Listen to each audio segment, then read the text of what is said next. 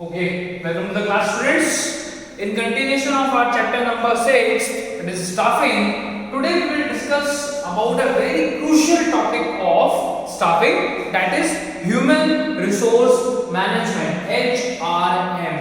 देखिए ये जो ह्यूमन रिसोर्स मैनेजमेंट का जो हमारा टॉपिक है, that is very much crucial for the students who wants to pursue a line of business management, either BBA, BM, or maybe after their graduation they want to pursue MBA. So these are the lines in which the concept of HRM will be very much crucial.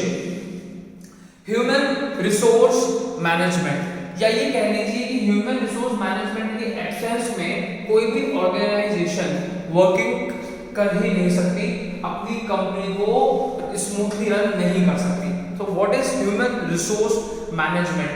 Managing the human resource which is available in your company to achieve the organizational goal is known as human resource management. जो human resource आपके managers, आपके employees, supervisors, laborers, whatever who are working in the organization, they are your human resource, and the company is required to manage these human resources as a crucial part to achieve the organizational goal. In this continuation, the first point is human resource planning. Yesterday itself we have discussed that it is very much important to plan out how much employees are required to perform a particular task or particular job. So first we are to human resource planning, that is how much human resource is needed to complete a job task, or how much resources of human being are required. तो कितने हमें human resource required होंगे to complete a job task. Second is employing people. After identification of human resource requirement, we are to employing the people in the organization.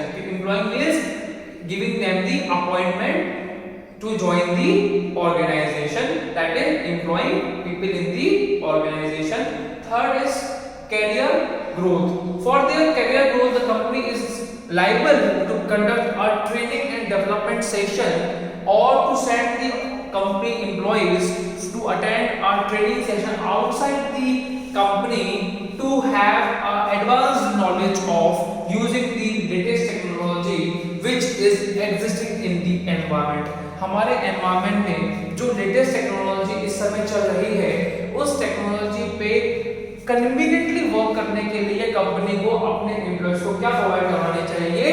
Training provide करवानी चाहिए, so that they can use the technology in an efficient manner.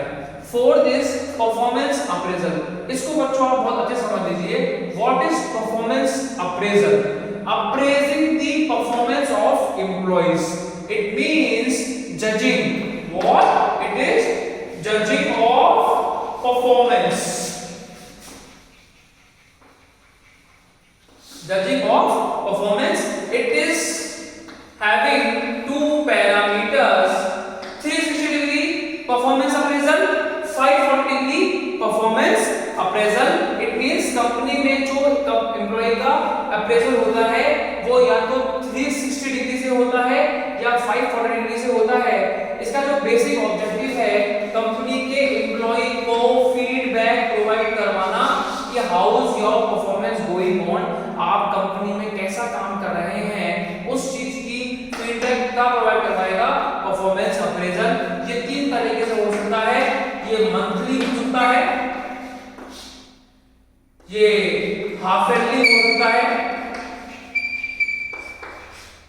ये yearly हो सकता है.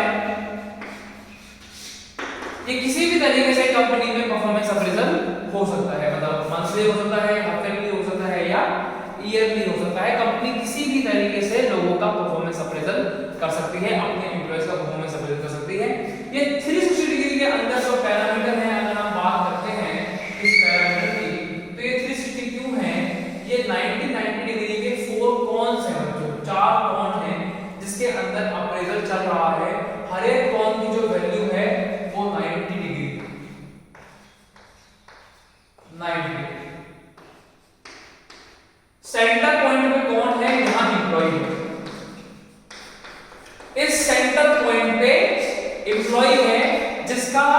Appraisal होना है 90 90 90 90। पहले 90 में जो आएंगे वो आपके आएंगे सुपीरियर, मतलब कि आपके सीनियर। सेकंड 90 में कौन आएंगे आपके सबऑर्डिनेट, मतलब कि आपके क्या बोलते हैं वो अपन जूनियर। ये कौन थे आपके सीनियर, ये कौन है आपके जूनियर। थर्ड नंबर पे आपके आएंगे कोवर्कर्स, जिसको हम क्या बोलते हैं कलीग्स, तो साथ में आपके उसी सेम लेवल पे काम कर रहे हैं। और जो फोर्थ एजेंडा है वो आपके आएंगे कंपनी एम्प्लॉइज। ये जो दूसरे कंपनी के, ये तो आपके सब टीम मेंबर्स हैं, ये सब तो आपके टीम वाले हैं, आपकी टीम का सीनियर, आपकी टीम का जूनियर, आपकी टीम का कोवर्कर। ये कंपनी के वो एम्प्लॉइज हैं जो आपकी कंपनी में अदर रोल्स पे काम कर रहे हैं या जिन लोगों का आपसे इंटरेक्शन होता है। कौन लोग हो सकते हैं कंपनी एम्प्लॉइज के इस पैरामीटर में? से for example you are a marketing employ. आप कौन हैं? आप एक मार्केटिंग एम्प्लॉय। मार्केटिंग एम्प्लॉय का किसके साथ, यहां अगर हम को एम्प्लॉय की बात करें तो किसके साथ इंटरेक्शन हो सकता है? सबसे पहला उसका इंटरेक्शन हो सकता है प्रोडक्शन वालों से। क्यों हो सकता है? क्योंकि मार्केटिंग करने वाला जो एम्प्लॉय है वो क्या आगे देता है?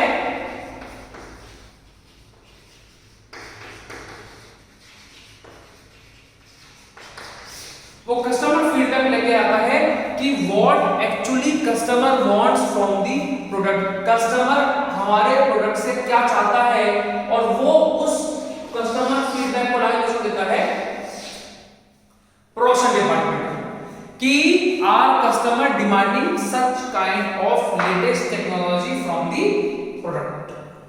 तो अब मार्केटिंग एम्प्लॉय का प्रोडक्शन टीम के साथ कैसा इंटरेक्शन है, ये भी फीडबैक की कैटेगरी में इंक्लूड होगा। तो this is known as 360 degree feedback या परफॉर्मेंस अप्रेजल। अब 540 डिग्री है, इसका मतलब क्या हो गया कि हमारे पास दो 90 डिग्री के एंगल और इंक्लूड हो गए, जिसके अंदर अगर हम बात करें तो हमारे कौन कौन आ जाएंगे? एक 90 डिग्री पे तो कौन आ जाएगा? आपके फैमिली मेंबर्स। कि आपके घर पे कैसा है इंटरेक्शन? क्या आप घर पे जाकर के बहुत ज्यादा एरोगेंट हो जाते हैं कि अपने ऑफिस में जितना भी प्रेशर है वो आप घर पे जाकर दिखाते हैं? फैमिली के साथ, फैमिली मेंबर्स के साथ आपका कैसा इंटरेक्शन है? दूसरे 90 डिग्री में जो कौन पे खड़े होंगे वो होंगे आपके सप्लायर्स। कहां है ये आउटसाइड दी कंपनी है, आउटसाइड दी कंपनी। आपके साथ इन लोगों का कैसा इंटरेक्शन है, आप इन लोगों से कैसे इंटरेक्ट करते हैं, आपके इनके साथ कैसे रिलेशंस हैं, क्योंकि आपके रिलेशन किसको रिफ्लेक्ट करेंगे?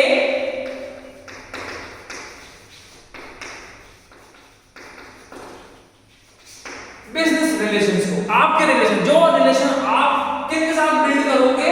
सप्लायर के साथ। जो आउटसाइड की कंपनी है वो रिलेशन किसको रिफ्लेक्ट करते हैं? बिजनेस रिलेशन को। इनके साथ भी आपका कैसा इंटरेक्शन है? कंपनी इस फीडबैक को भी देती है। तो कंपनी दो तरह के अप्रेजल पे काम करती है, 360 degree and 540 degree performance appraisal. So आप ध्यान रखिएगा बच्चों, ये बहुत काम आएगा आपके। Next we are having is motivation. Human resource management में सबसे ज्यादा जरूरी है आपका motivation. The company is responsible to get motivate its employ for achievement of organisational goal. हमें कंपनी के एम्प्लॉय को किसके लिए मोटिवेट करना चाहिए? कि आपको आपके कंपनी के ऑर्गेनाइजेशन के गोल्स को अचीव करना है। अगर आप ऑर्गेनाइजेशनल गोल को अचीव करोगे तो आपके खुद के पर्सनल गोल्स भी अचीव हो जाएंगे। Next we are having is compensation. Compensation का मतलब हमने कल क्या बताया था? Paying the right amount of money to the person who is skilled and qualified. मतलब हमारे कंपनी में जो लोग काम कर रहे हैं उनको स्किल्स और क्वालिफिकेशन के अकॉर्डिंग पेमेंट करना, वेजेस सैलरी प्रोवाइड करना, this is what this compensation. Seventh point we are having is providing social security. हमें कंपनी के एम्प्लॉयज को सोशल सिक्योरिटी भी प्रोवाइड करवानी चाहिए कि yes you are a very crucial part of the society, you are also belong to this society, और आपकी society में आपकी भी एक रेपुटेशन है। The company is responsible to provide social security to the human being और the employ. Eighth, review and audit. Company में हमें हमेशा क्या करनी चाहिए, लोगों के रिव्यूज लेते रहने चाहिए, हमें ऑडिट करनी चाहिए कि लोग कैसा काम कर रहे हैं, लोगों को और क्या डिमांड है या लोग क्या चाहते हैं, लोग टेक्निकल प्रॉब्लम से अगर वो फेस कर रहे हैं तो उनको कैसे रिजॉल्व किया जाए। लोग चाहते हैं कि हमारी कंपनी की टेक्नोलॉजी प्रोडक्शन की चेंज कर दी जाए, तो उसके लिए कंपनी क्या कर सकती है। तो this is all about the review and audit of the personnels. किसका? पर्सोनल्स, ह्यूमन बीइंग का, ह्यूमन रिसोर्स का हमें क्या करना चाहिए, audit and review. So this is all about the human resource management.